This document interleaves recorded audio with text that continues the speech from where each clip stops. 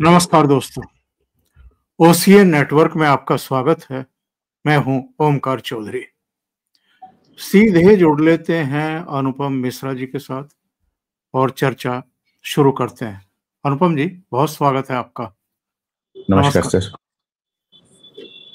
तो 10वीं बार नीतीश कुमार, कुछ तो है उनमें। 2005 से सीएम है।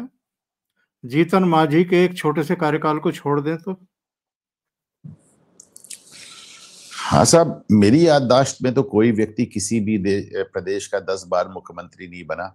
यदि मैं गलत हूं तो मुझे करेक्ट कर दीजिए, पर मुझे तो नहीं याद पड़ता, वो भी बिहार जैसे प्रदेश का।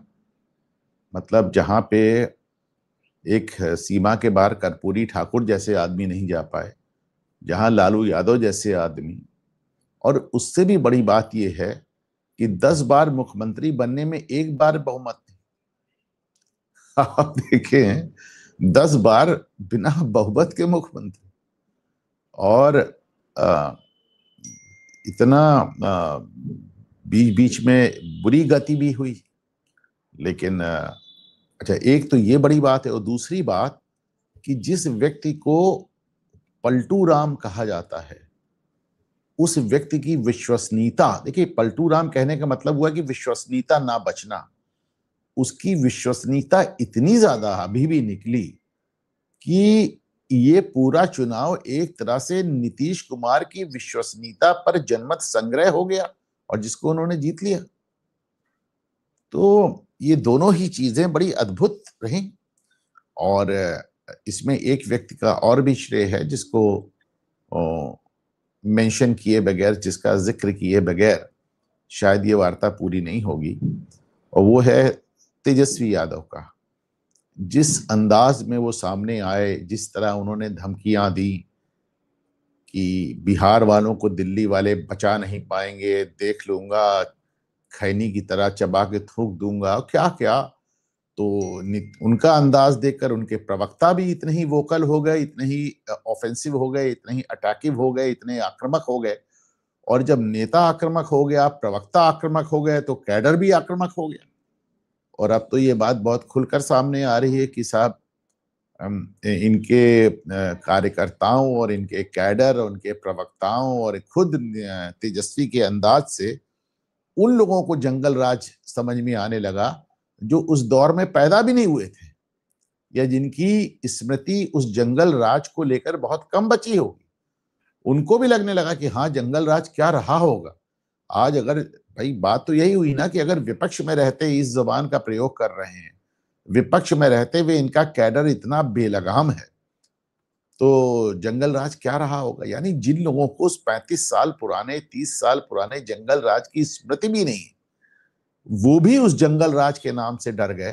सिर्फ तेजस्वी यादव की जुबान, उनके प्रवक्ताओं का अनावश्यक रूप से अति आक्रामक बिहेवियर और उनके कैडर का एक बेलगाम अंदाज और उनके सोशल मीडिया आईटी सेल के द्वारा चलाए जा रहे गाने की आने दो तेजस्वी भैया से, तुम्हारे दुपट्टे से कट्टा पोंछा जाएगा। उनके मंच पर खड़े छोटे छोटे बच्चों का ये कहना कि तेजू भैया के राज में हम लोग कट्टा चलाएंगे, हम रंगदार बनेंगे, हम हत्या करेंगे।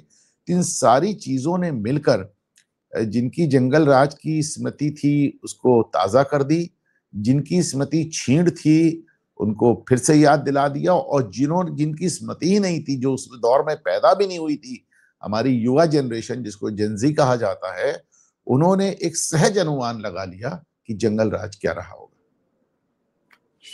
और अनुपम जी, नीतीश की क्वालिटीज क्या आप समझते हैं? इतने लंबे समय तक सत्ता में रहना, संतुलित बने रहना, आरोप ना लगना किसी तरह का भ्रष्टाचार का और परिवारवाद का, कुछ तो क्वालिटी है नीतीश कुमार में। 3 बड़ी क्वालिटीज। बिहार जैसे प्रदेश में रहकर लालू यादव के साथ इन्होंने अपनी राजनीति शुरू की। लालू यादव गैंग, जिसको मैं गैंग कहता हूं, लालू यादव के तथाकथित सामाजिक न्याय के गैंग से निकलने के बावजूद किसी भी तरह का 1 रुपए के भ्रष्टाचार का आरोप नहीं, नंबर 1। नंबर 2, लालू यादव जैसे व्यक्ति से जुड़ने के बाद किसी भी तरह के परिवारवाद का आरोप नहीं। नंबर 2, एक विनम्र शैली, अपने बुरे से बुरे दौर में भी नीतीश कुमार ने किसी के साथ गलत, एक बात कहते हैं नीतीश कुमार अक्सर अपने, मैंने देखा कि चुनाव के पहले कह रहे थे, चुनाव के दौरान कह रहे थे कि मैंने तो सबके लिए किया, और कोई इस बात को डिनाई नहीं कर सकता। समाज के हर वर्ग के लिए उन्होंने किया, अगड़ों के लिए किया, पिछड़ों के लिए किया, अति पिछड़ों के लिए किया, दलितों के लिए किया, अति दलितों के लिए किया, मुसलमानों के लिए किया, पसमानदाओं के लिए किया। अगर किसी के लिए नहीं किया तो अपने लिए नहीं किया। तो जाहिर सी बात है नीतीश कुमार की इन सब खूबियों से। अच्छा, एक बात और भी देखें, लालू यादव के टाइम में जिसे कहता है ना कि एक जो पैरामीटर होता है, जो बार होता है, किसी भी चीज को मापने का, जो प्रगति को मापने का, समाज को मापने का जो पैमाना होता है, वो इतना नीचे चला गया था, इतना नीचे चला गया था कि जब नीतीश कुमार ने बिहार में सड़कों का जाल बिछाया, बिजली दिया, पानी दिया, सुरक्षा दिया, तो फिर वो एकदम से स्वर्ग वहां के लोगों को लगने लगा। मैं याद दिला दूं कि लालू यादव अपने टाइम में सड़क न बनाने के लिए किस तरह की बातें करते थे। वो पब्लिक रैली में कहते थे कि यदि सड़कें अच्छी हो जाएंगी तो उस पर पुलिस की गाड़ी दौड़ेगी और तुमको आके गिरफ्तार कर लेगी, गांवों में कहते थे। वो ये कहते थे कि अगर सड़कें अच्छी हो जाएंगी तो इसमें अमीर लोग गाड़ियां दौड़ाएंगी और तुम्हारे मवेशियों को कुचल देंगी। वो ये कहते थे, और जब उनके ऊपर बहुत दबाव बनता था तो वो उस तरह के उटपटांग बयान देते थे कि बिहार की सड़कों को हेमा मालिनी के गालों जैसा चिकना कर दूंगा। उनसे कहा गया कि बिहार में बहुत ढेर सारे लोग बेकार हैं, तो उन्होंने कहा हम सबको एक एक कार दे दूंगा तो वो बेकार नहीं बचेंगे। तो इस तरह का उनका जो एक बहुत सधा हुआ एक विदूषक अंदाज था, उन्होंने उसी को प्रशासन मान लिया था। फिर जो नरसंहार हो रहे थे बिहार में, वो नीतीश के कार्यकाल में एकदम खत्म हो गए। तो ये तमाम चीजें छोटी छोटी, और फिर नीतीश ने एक चीज और दिखाई सर, हमने हर जगह लाडली बहन योजना और तमाम चीजें आजकल हम देखते हैं, और तेजस्वी यादव ने भी माई बहन योजना चलाई। हालांकि माई बहन योजना वो उनके घर में जो चल रही है, उसको देखते हुए बिहार के लोग सोच रहे हैं कि जब इनके घर में माई बहन योजना ऐसी चल रही तो प्रदेश में चलती तो कैसी चलती। लेकिन हकीकत ये है कि महिलाओं को एक वोट बैंक के रूप में एक पूरा एक इनका जिसे कहना चाहिए एक समूह बना देना, ये तो नीतीश की ही शुरुआत थी ना। आज जो लड़कियां जीविका दीदी के रूप में काम कर रही हैं, आज महिलाएं जो 10,000 रुपया पा रही हैं और जिनको 2 लाख रुपए तक का वादा है रोजगार के लिए, इन्हीं महिलाओं ने किसी समय नीतीश की पोशाक योजना के तहत स्कूली यूनिफॉर्म पाई थी, नीतीश की साइकिल योजना के तहत स्कूल जाने के लिए साइकिल पाई थी, और नीतीश की सुरक्षा आश्वासन के तहत आजादी पाई थी। तो आप सोचे ना, जिन लोगों को लगता है ये मात्र 10,000 रुपए की बात है, बात 10,000 रुपए की कदापि नहीं है। नीतीश ने एक लंबे समय में महिलाओं को भरोसा दिलाया है कि नहीं, और ये जो एक महिला वोट बैंक नीतीश ने बनाया, ये आने वाले समय में, देखिए नीतीश कुमार ने 2020 में कहा था ये उनका अंतिम चुनाव है, नहीं हुआ, लेकिन इस बार उन्होंने कहा तो नहीं, परंतु जनता जानती है कि ये नीतीश का अंतिम चुनाव है।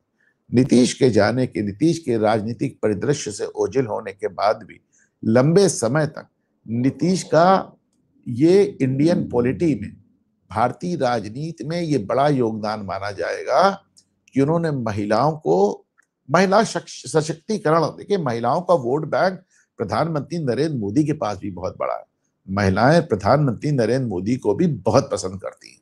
लेकिन नीतीश कुमार ने जिस तरह 20 साल में महिलाओं, अच्छा उनका जो वोट बैंक है बड़ा साइलेंट है, बोलता तो नहीं है, लेकिन आपने देखा कि यहाँ तक कि यादव और मुस्लिम घरों में भी महिलाओं को नीतीश के तरफ आकर्षित देखा।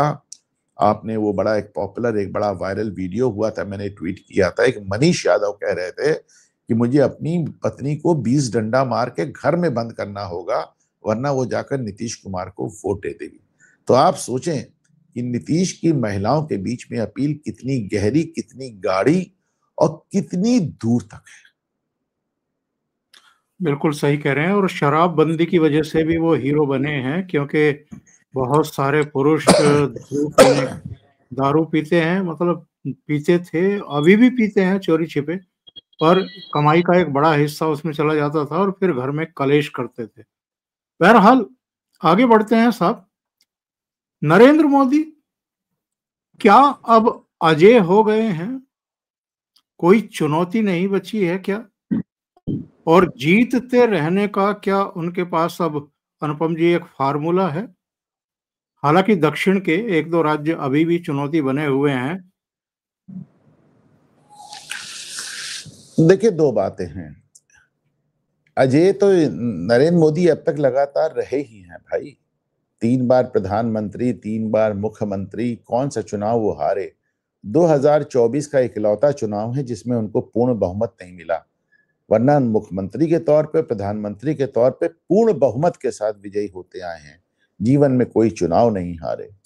तो जहां तक फार्मूले का सवाल है, एक वो हैं मोहम्मद सलीम, जिनको लोग हम योगेंद्र यादव के नाम से भी जानते हैं। तो वो, मैंने सुना कि एक जगह अभी कह रहे थे कि भाई नरेंद्र मोदी ने लोगों को एक विश्वास दिलाया और याद दिलाया कि इस देश में हिंदुओं की भी एक विरासत हुआ करती थी और सब कुछ द ग्रेट मुगल से ही नहीं आया, और हिंदुओं को उम्मीद जगाई कि सनातन की उस ऊंची विरासत को फिर से प्राप्त किया जा सकता है। तो ये अपने आप में एक बहुत खूबसूरत स्वप्न है, और जिसको नरेंद्र मोदी ने काफी हद तक राम मंदिर के निर्माण से पुष्ट भी किया है। और देखिए, हकीकत तो ये है, मैं जमाने से ही, मतलब बहुत छोटी उम्र से पत्रकारिता में आ गया ओंकार से, लेकिन राम मंदिर तो जब सुप्रीम कोर्ट का जजमेंट आ गया तो उम्मीद हो गई थी कि बन ही जाएगा, पर 370 हट जाएगा मेरे जीवन काल में, मुझको नहीं लगता था। तो वो भी हुआ। और अब हम, अभी मैं देख रहा था कि अच्छा, नरेंद्र मोदी की सफलता में भारतीय जनता पार्टी के अनुशासित कैडर की भी बड़ी भूमिका है। नरेंद्र मोदी उस राजनीतिक दल से आते हैं जहां पे पोस्टर चिपकाने वाले लोग आखिर पार्टी के अध्यक्ष बनते हैं और प्रधानमंत्री बनते हैं, जहां पे राजा माँ की पेट से नहीं आता, जैसा कि लोकतंत्र में होना भी चाहिए।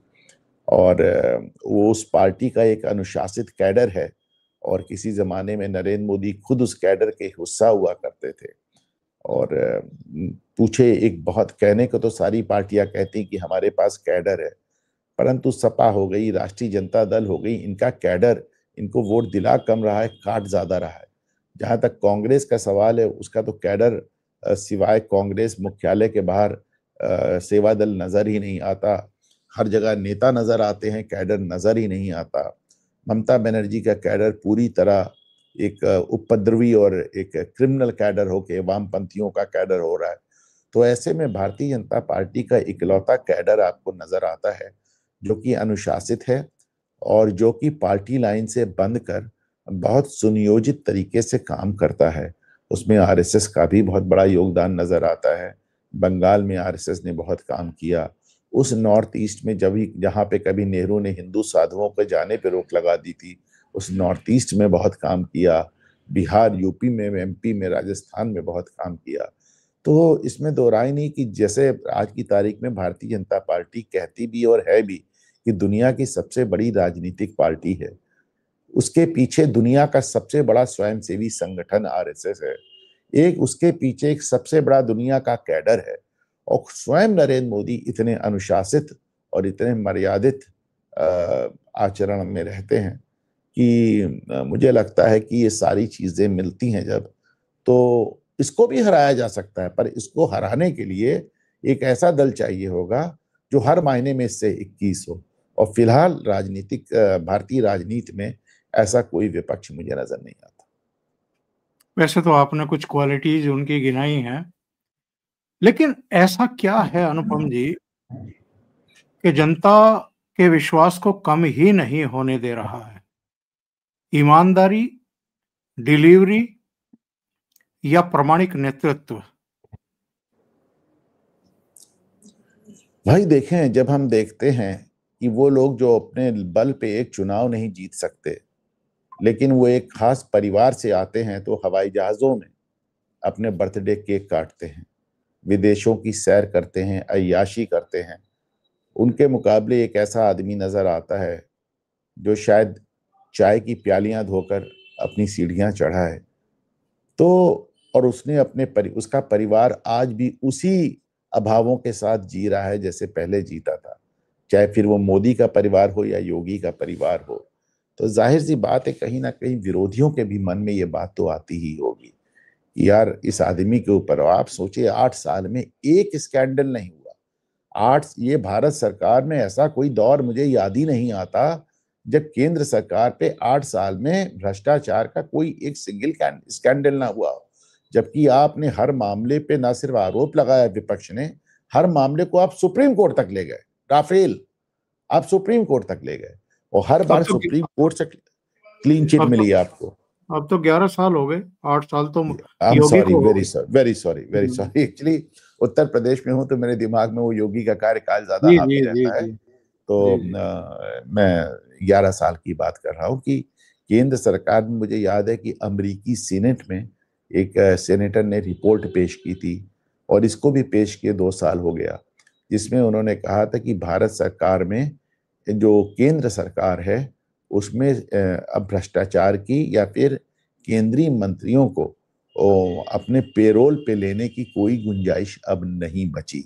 मैं ये नहीं कह रहा हूँ भ्रष्टाचार समाप्त हो गया, नौकरशाही एक बहुत बड़ा संयंत्र है और भ्रष्टाचार था है रहेगा, परंतु कम से कम मंत्री स्तर पर कोई ऐसे भ्रष्टाचार की चीज सामने नहीं आई। और आपने देखा कि जितने बड़े बड़े डील्स है उसमें प्रधानमंत्री खुद इन्वॉल्व रहते हैं और ऐसा कोई मंत्रालय नहीं है जिसको पीएमओ मॉनिटर ना करता हो। तो कुल मिलाकर भ्रष्टाचार का एक कांड सामने नहीं आया, एक कोई बड़ा मजबूत आरोप तक नहीं लगा 11 साल में। मैं समझता हूं कि 80 साल में ऐसा नहीं हुआ। यहां तक कि नेहरू की सरकार ने भी अपनी शुरुआत सीएजी रिपोर्ट को अगर आप देखें तो वो जीप खरीद के भ्रष्टाचार के साथ ही शुरू की थी। बिल्कुल।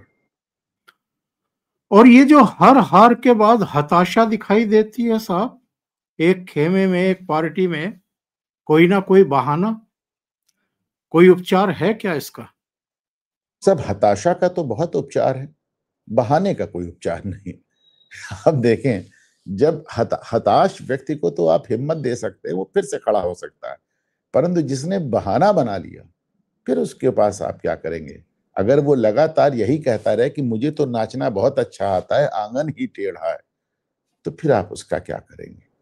अगर राहुल गांधी और विपक्ष बजाय चुनाव आयोग को ब्लेम करने के कभी आप ईवीएम को ब्लेम करते हैं, कभी किसी चीज को। आज मैं देख रहा था बिहार में जो इसके पहले प्रदेश अध्यक्ष थे वो जगनंदा सिंह, क्या नाम है उनका? हाँ, तो कह रहे थे कि पहले से ही सिंह 25,000 वोट पहले से ही कह रहे हैं कि हर ईवीएम में पहले से 25,000 वोट फीड किए गए थे। तो मैं याद दिला दूं कि एक ईवीएम में 2,000 से ज्यादा वोट आते ही नहीं। अब आप बताइए, इतना बेसिर पैर के आरोप आप लगाएंगे तो फिर इसका क्या है? मतलब मैंने कहा ना, हताशा का इलाज तो है, बहाने का कोई इलाज नहीं है। सोते हुए को जगाया जा सकता है, जागते हुए को कैसे जगाएंगे? और अगर राजनीति की समझ नहीं है तो ये जो मोदी को उखाड़ फेंकने की एक जिद और एक वहम पाल करके ये कभी कभी राजनीति करते हुए दिखाई देते हैं कैमरों पर, वैसे तो नहीं। पर अगर राजनीति की आपको समझ ही नहीं है और आपका मुकाबला नरेंद्र मोदी जैसी और अमित शाह जैसी सुलझी हुई लीडरशिप के साथ है, तो फिर ये बकैती क्यों? आप बार बार पिट रहे हो। नहीं भाई, देखें, मैं इसमें थोड़ा सा मेरा अलग मत है ओंकार से। मेरा अपना मानना है कि 100 चुनाव हार कर भी राहुल गांधी की जो लाइफ स्टाइल है दुनिया में किसी भी राजा महाराजा से बेहतर है। प्राइवेट प्लेन से चलते हैं, साल में 65 बार विदेश जाते हैं, जेड सिक्योरिटी लेके चलते हैं, जहां पे जाते हैं 1000-2000 आदमी खड़े हो जाते हैं उनको देखने के लिए। मीडिया उनके ऊपर फंस करता रहता है, उनके मुंह से निकली हुई एक एक बात हमारे देशी से लेकर विदेशी मीडिया तक हेडलाइन बन जाती है। और ये सब 100 चुनाव हारने के बाद। तो आप सोच कर देखें, ये तो राजयोग है साहब। मतलब करना धरना कुछ नहीं, जिम्मेदारी कुछ नहीं। चुनाव के बीच में आप बाहर चले, काउंटिंग के दिन आप मस्कट चले जाते हैं, यात्रा के बाद आप साउथ अमेरिका चले जाते हैं, वार्ता हो रही है, आप साउथ अमेरिका में पड़े हुए हैं। चुनाव के बाद इधर यहाँ वोट काउंटिंग हो रही है, आप मस्कट घूम रहे हैं, आपकी बहन जी भी विदेश घूम रही हैं, प्राइवेट प्लेन से चल रहे हैं, बड़े बड़े बंगले मिले हुए हैं, 35-35 गाड़ियों के काफिले के साथ चलते हैं, जेड सिक्योरिटी मिली हुई है। पूरी दुनिया में जहां जाते हैं, राहुल गांधी आ गए, 1000-2000 आदमी हर जगह इकट्ठा हो जाते हैं। और इतना बड़ा आर्थिक अंपायर बना लिया हजारों करोड़ का, उसके अलग मालिक हैं और उसको अलग अलग फाउंडेशंस के नाम कर दिया, कोई नेहरू फाउंडेशन, कोई इंदिरा फाउंडेशन, और ट्रस्टों के हवाले कर दिया। तो और इन मजेदार बात यह है कि मोदी का क्या है, 365 दिन 11 साल में एक छुट्टी नहीं लिया। इन्होंने 10 साल में 65 विदेश का विजिट करते हैं, अपनी ही सिक्योरिटी को धोखा देकर जाते हैं, सिक्योरिटी साथ नहीं ले जाते हैं। जब मन आता है सिक्योरिटी को लेकर हंगामा कर देते हैं कि मेरी सिक्योरिटी कम है, और जब मन आता है सिक्योरिटी को ही गच्चा देके सोनिया गांधी निकल जाती हैं, प्रियंका गांधी निकल जाती हैं, दिल्ली में सिक्योरिटी को गच्चा देते हैं। तो भाई इससे बड़ा राजयोग क्या होगा ओंकार सर, कि काम कुछ नहीं, अय्याशी पूरी।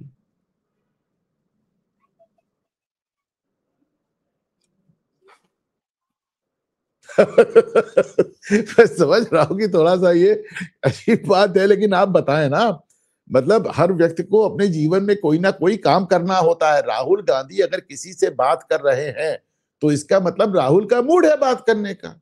नहीं मूड होगा तो उनसे कोई तेजस्वी यादव दिल्ली गए, फोन करते रहे, उन्होंने नहीं उठाया फोन, हो जाए तो मतलब the man is answerable to no one. वो किसी को जवाबदेह नहीं है, उनकी कोई जीवन शैली नहीं है। तो बढ़िया अपना एक्सरसाइज करते हैं, अच्छा खाना खाते हैं, अच्छे बंगले में रहते हैं, और दुनिया की सैर करते हैं, प्राइवेट जेट से चलते हैं। जिम्मेदारी कुछ नहीं है, काम कुछ नहीं है। किसी जमाने में संसद में इनकी अटेंडेंस हुआ करती थी 5%, आज भी जब तक खुद ना बोलना हो संसद में जाते नहीं है। तो वो एक कौन सी बचपन में एक कविता पढ़ी थी मैंने कि वो हरी डाल पे बैठा हूँ, ठंडा पानी पीता हूँ। बढ़िया एकदम दुनिया चल रही है, और कोई काम नहीं, कोई जिम्मेदारी नहीं, कोई जवाबदेही नहीं। मैंने तो जीवन में आज तक किसी का इतना ऐसा राजयोग देखा ही नहीं साहब। लेकिन ये कहा जाता है ना कि राजनीति जो है वो एक सीरियस मैटर है, इनसे ज्यादा नॉन सीरियस तो मैंने देखा नहीं अभी तक। तो सीरियस क्यों हो ओंकार सर, हम जिम्मेदारी क्यों उठाएं, हम सीरियस क्यों हो? अगर हमको जोकर बन के ही जीवन के सारे आनंद प्राप्त हैं, किसी चीज में कोई कमी नहीं, हजारों करोड़ों का एम्पायर भी बना हुआ है, तो मुझे पागल कुत्ते ने काटा है कि मैं सीरियस हो जाऊंगा? अरे भाई क्यों हो जाऊंगा सीरियस? मुझको अगर बिना कुछ किए सब कुछ प्राप्त है, ऐसी तो इंद्र की पदवी भी नहीं होगी भाई। इंद्र की भी अपनी जिम्मेदारियां होती थी, इनकी तो कोई जिम्मेदारी नहीं है। 3 लोग हैं, तीनों अलग अलग बंगलों में रहते हैं, सरकारी खर्चे पे, बड़े बड़े कई एकड़ों के बंगले में। तीनों के साथ 35-35 गाड़ियों का कारवां चलता है। तीनों जहां जाते हैं 5 स्टार 7 स्टार फैसिलिटीज में जाते हैं, प्राइवेट प्लेन से चलते हैं, पूरी सिक्योरिटी होती है, हर जगह भीड़ होती है, स्वागत होती है। तीनों के मुंह से निकली हुई एक भी बात विदेशी मीडिया वेद वाक्य की तरह प्रचारित करते हैं। तीनों के पास बहुत ताकत है, और तीनों के पास कोई जिम्मेदारी नहीं। आप मुझे बता दें, चले ओंकार सर, आप मुझसे वरिष्ठ हैं और मैं आपको अपना गुरु कहता हूं, आप मुझे बताएं इससे बड़ा राजयोग क्या होगा? लेकिन जो चाहते हैं वो तो नहीं मिल रहा ना। वो क्या तो चाहते हैं भाई, क्या चाहते हैं? हजारों करोड़ की प्रॉपर्टी अभी भी उनके कब्जे में है, उनकी एक प्रॉपर्टी आप छीन नहीं पाए। भाई अगर ये प्रधानमंत्री बनने का ख्वाब देख रहे हैं, इनकी मम्मी अगर उनको प्रधानमंत्री बनना होता ओंकार सर, तो 10 साल मनमोहन सिंह को हटा के कभी भी बन सकते थे ना। मनमोहन सिंह तो उनके पिट्ठू थे, मनमोहन सिंह तो कठपुतली थे, उन्हें प्रधानमंत्री बन के फंसना नहीं है ना। आप समझें, आप समझें कि अगर आप प्रधानमंत्री होंगे तो क्या आप रातों रात ऐसे गायब होके अजरबैजान चले जाएंगे, मस्कट चले जाएंगे, काबुल चले जाएंगे, मलेशिया चले जाएंगे, साउथ अमेरिका चले जाएंगे, कोलंबो चले जाएंगे? क्या ये संभव है? नहीं संभव है। और 10 साल जब इन्होंने अपनी कठपुतली के जरिए शासन किया, अगर कोई प्रधानमंत्री बनने की इच्छा सचमुच किसी में थी तो सोनिया गांधी में थी, तो वो भाई हो नहीं पाई पूरी। तो उन्होंने जब वो भी देखिए, जब प्रधानमंत्री बनने के लिए पूरा प्रयास करने के बाद वो नहीं बन पाई तो उन्होंने अपने त्याग की मूर्ति के रूप में पेश कर दिया। आज भी अगर वो लड़ रहे हैं, नरेंद्र मोदी से लड़ते प्रतीत हो रहे हैं, तो इसके दो कारण हैं कि इस देश में बहुत बड़ी जनसंख्या ऐसे लोगों की है जो नरेंद्र मोदी को और भारत की तरक्की को रोकना चाहती है। जब उनको लगता है राहुल गांधी लड़ रहे हैं तो राहुल के पीछे खड़े हो जाते हैं। और दूसरी बात, आज भी जिस तरह के कुकर्म करके खुलेआम दंदनाते हुए घूम रहे हैं, सिर्फ इसलिए घूम रहे हैं ना क्योंकि इनके पीछे एक लंबा चौड़ा समाज है, वरना जेल चले गए होते। तो आज भी जो उनकी मुझसे कांग्रेस के एक बड़े नेता कह रहे थे कि राहुल गांधी की राजनीति अपने को जेल से बाहर रखने और अपनी पारिवारिक एक्यूमुलेटेड संपत्ति को बचाने के लिए इससे ज्यादा नहीं।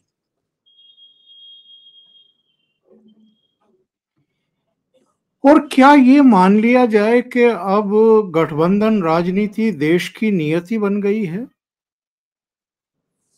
मुझको तो लगता है कि भाई गठबंधन राजनीति जो देश की नियति लग रही थी उसको मोदी के आने के बाद पूरी तरह टूटी है। 2024 इकलौता मौका है जब उन्हें गठबंधन करना पड़ा, वरना 2 बार से स्पष्ट बहुमत में थे। 2 बार से इस देश का जो सबसे बड़ा प्रदेश है उत्तर प्रदेश, उसमें आप स्पष्ट बहुमत से हैं, मध्य प्रदेश में स्पष्ट बहुमत से हैं, राजस्थान में स्पष्ट बहुमत से हैं, जहां पे हैं आप स्पष्ट बहुमत से हैं, ज्यादातर जगह पे छत्तीसगढ़ में आप स्पष्ट बहुमत से हैं, उड़ीसा में आप स्पष्ट बहुमत से हैं।